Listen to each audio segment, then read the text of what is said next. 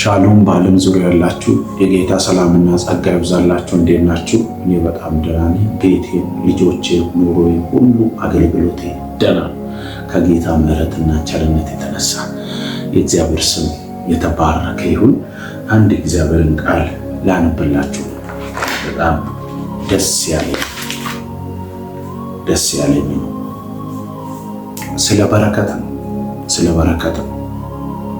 ሰው በረከትን ለማግኘት ለመባረክ በጣም ብዙ ተራራ ይወጣል፣ ብዙ ይደክማል፣ ብዙ ይጥራል።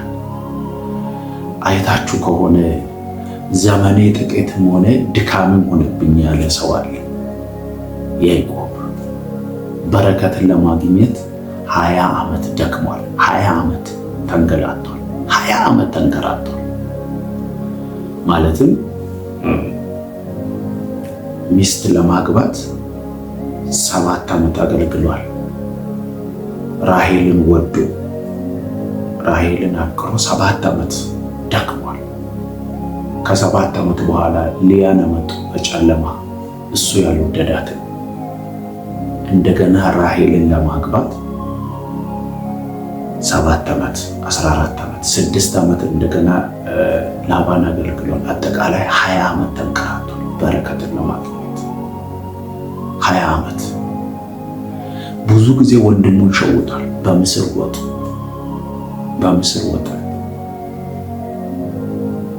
ማለትም በምስር ወጥ እኔ ኤሳው ነኝ ብሎ ተባርኳል። በአባትየው ይስሐቅ ባርኮታል። ኤሳው ነኝ ብሎ እንደ ኤሳው ልብስ ለብሶ በረከትን ለማግኘት ይሄ ሁሉ በረከትን ለማግኘት ግን ያን ሁሉ ካገኘ በኋላ ያዕቆብ ሲመለስ ወደ አባት ምድር እግዚአብሔር ተመለስ ባለው ጊዜ ሲመለስ ያቦቅን ወንዝ ልጆቹንና ንብረቱን ካሻገረ በኋላ ሌሊቱን ሙሉ ታገለ። ካልባረከኝ አልለቅም አለ። ይሄ ሰው እንዴት ነው ተባርኮ ሳትባርከኝ አልለቅም? ካልባረከኝ አልለቅም። ሌሊቱን ሙሉ ታገለ እግዚአብሔር ጋር ባርከኝ ብሎ። የተባረከ ሰው እንዴት ባርከኝ ይላል? ለካ በረከት ከባራኪው ከእግዚአብሔር፣ በረከት ከባራኪው ከእግዚአብሔር ከላይ በረከት ስለ ሮጥን አይደለም። 20 ዓመት እሱ ስለተንከራተተ አይደለም፣ ብዙ ደከመ። በረከት ራሱ እግዚአብሔርን ማወቅ። በረከት ለካ ገንዘብ አይደለም። ትክክለኛ በረከት ገንዘብ አይደለም። ባራኪው ራሱን እግዚአብሔርን ማወቅ። ያዕቆብ እግዚአብሔርን ሳያውቅ ታገለ። በረከትን ለማግኘት በአቋራጭ ብዙ መንገድ ሄደ። ልክ እንደ መቀሌ አይነት መንገድ እንደዚህ ወጣ ገባ ያለ ህይወት ነው የተራመደው። ጠመዝማዛ መንገድ የሄደው በረከትን ለማግኘት።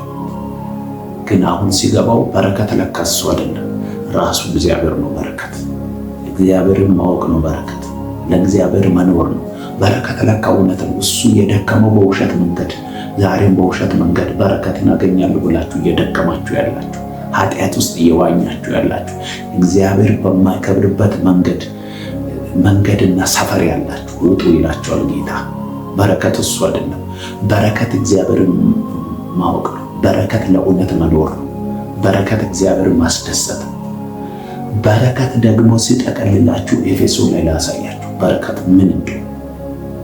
ኤፌሶን ምዕራፍ 1 ይህንን መጽሐፍ የጻፈው ሐዋርያው ጳውሎስ ነው። ሐዋርያው ጳውሎስ ከጻፋቸው ደብዳቤ ውስጥ አንዱ ነው።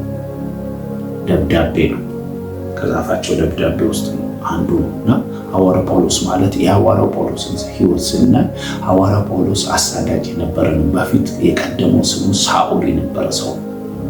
ጌታ ሐዋርያት ሥራ ምዕራፍ 22:9 ላይ አይታችሁ ከሆነ ከተገለጠለት በኋላ እግዚአብሔር ከዘረረው በኋላ ከተለወጠ በኋላ 13 መጽሐፍ ሰማል። የሚገርም ሰው እና ሐዋርያ ጳውሎስ የሚገርም ሰው። ሐዋርያ ማለት ደግሞ የተላከ ማለት ነው። እንደ ዘመኑ አገልጋይ ዝም ብሎ ሰፈር ላይ የሆኑ ሰዎችን ሰብስቦ ሐዋርያ የሚል ሳይሆን ቤተክርስቲያን የሌለበት ቦታ ሄዶ ቤተክርስቲያን የሚተክል ከዛ ካደራጀው በኋላ ሾሞ ጸልዮ ከዛ ደግሞ ለሌላ ሰጥቶ የሚሄድ ነው ሐዋርያ እንጂ ዝም ብሎ ሐዋርያ የሚል አይደለም። ሐዋርያ የተላከ ነው። ሁሉም ጸጋ፣ አምስቱም ነገር፣ አምስቱ ኦፊሶች ሁሉ ያሉበት ማለት ነው። እግዚአብሔር ተአምራትን በሕይወቱ የሚያደርግ ሐዋርያ ማለት ነው። ሐዋርያ ጳውሎስ በእግዚአብሔር ፈቃድ የኢየሱስ ክርስቶስ ሐዋርያ የሆነ ጳውሎስ በኤፌሶን ላሉ ቅዱሳን በክርስቶስ ኢየሱስ ላመኑት ምዕመናን ይላል። በኤፌሶን ላሉ ቅዱሳን ሐዋርያ የሆነው የሐዋርያነትን ጥሪ የተቀበለው በእግዚአብሔር ፈቃድ ነው። አንደኛ። ከዛ ቀጥሎ ደግሞ የክርስቶስ ኢየሱስ ሐዋርያ ነው። የሰው ሐዋርያ ነበር በዛን ጊዜ። የሚገርም ነው። ከዛ ምን ይላል? በክርስቶስ ኢየሱስ ላመኑት ቅዱሳን ነው ይሄ መጽሐፍ የተጻፈው። ምን ይላል? ከአባታችን ከጌታ ከኢየሱስ ክርስቶስ ጸጋና ሰላም ይብዛላችሁ ይላል። ከዛ በኋላ በክርስቶስ በሰማያዊ ስፍራ በመንፈሳዊ በረከት ሁሉ የባረከን የጌታችን የኢየሱስ ክርስቶስ አምላክና አባት ይባረክ። የተባረክነው በማን ነው ይላል? በክርስቶስ ኢየሱስ። እኛ የተባረክነው መቼ ነው? ክርስቶስን ያገኘን ቀን፣ ኢየሱስን ያመንን ቀን፣ ያን ቀን ተባርከናል። መኪና አይደለም በረከት፣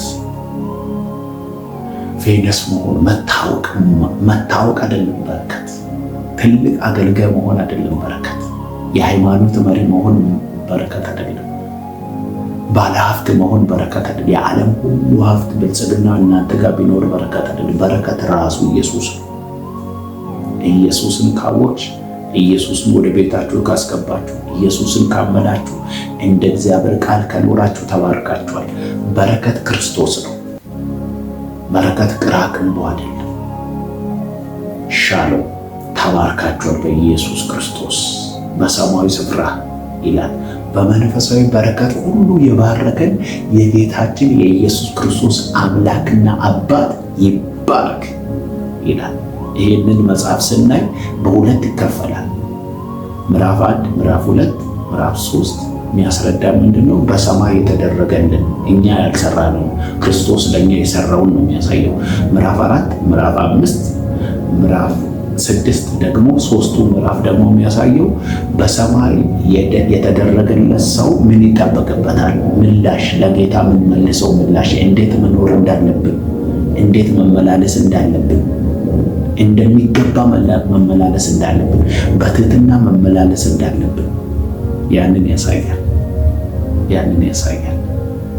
ተደርገላችኋል ይላል። ምዕራፍ 1፣ ምዕራፍ 2፣ ምዕራፍ 3 ተደርጎላችኋል፣ ድናችኋል፣ በሰማያዊ ስፍራ ቦታ አግኝታችኋል፣ ሀገር አላችሁ ይላል። ይሄ ሁሉ የሆነው በክርስቶስ ነው ይላል። እንዲሁ በጸጋው ነው ይላል፣ በፍቅሩ ነው ይላል። ተደርጎላችኋል። ምዕራፍ 4፣ ምዕራፍ 5፣ ምዕራፍ 6 ደግሞ ምንድነው? ከተደረገለት ሰው የሚጠበቀው ምላሽ፣ ለጌታ የምንመልሰው ምላሽ፣ እንዴት መኖር እንዳለብን በትህትና በፍቅር ያንን ያስረዳል። ጌታ ይባርካችሁ። ወዳችኋለሁ። ሻሎም። ጌታ ከእናንተ ጋር። በዚህ ቃል ተባረኩ። ይህንን ለሌሎች ሼር አድርጉ፣ ኮፒ ሊንክ አድርጉ። ጌታ ዘመናችሁን ይባርክ። ወዳችኋለሁ። ተባረኩ። ቻው። በኢየሱስ ክርስቶስ ስም ተባረኩበት። አሜን።